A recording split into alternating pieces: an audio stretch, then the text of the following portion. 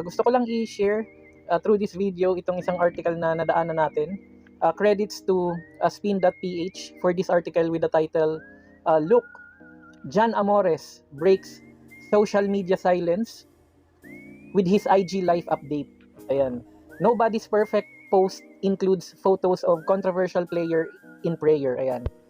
So makikita natin dito sa image na to, yung sa left side na nagdarasal si Jan Amores.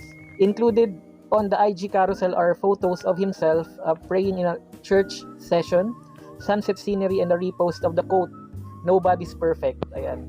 Pero nung nakita ko tong article na to guys, mas naging interesado ako sa mga reaction ng iba't ibang tao dito sa comments. And manonotice nyo dito, i-hide na lang natin yung mga pangalan ng mga nag-comments for as a sign of respect and privacy na rin ng mga tao na to. Sabi ng isang netizen natin, boy, hindi sapat na dahilan sa buhay na hindi ka perpektong tao. Lahat naman tayo nagkakamali. Pero ikaw, na mismong tao na may isip, dapat bawat galaw mo alam mo na mali.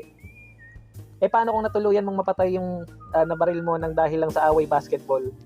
So napakababang dahilan nung ginawa ni Jan Amores para dito sa taong to. So kahit sabihin mo na panakot lang yan, hindi pa rin yan tama, boy. Okay, dito naman sa kasunod, ano naman kaya ang susunod niyang ipopost?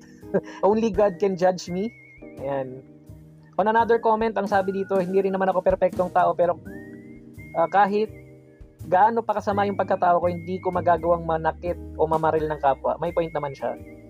Agree ako sa mga comments, sabi ng isang netizen, every action has a consequence, and ang consequence lang kay Amores is negative, kasi negative rin yung action niya.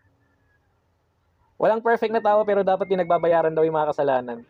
Ako, ang takeaway ko dito guys, iba kasi talaga yung ano niya eh. Akala ko nung nasa JRU siya after nung incident na yon, yung brawl, magbabago na siya, lalong-lalo na nabigyan siya ng opportunity na maglaro sa PBA.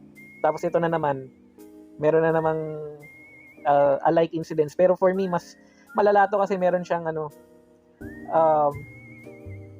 talagang nakapanakit na kagamitan na ginamit dito sa hot-tempered incident na to. Kaya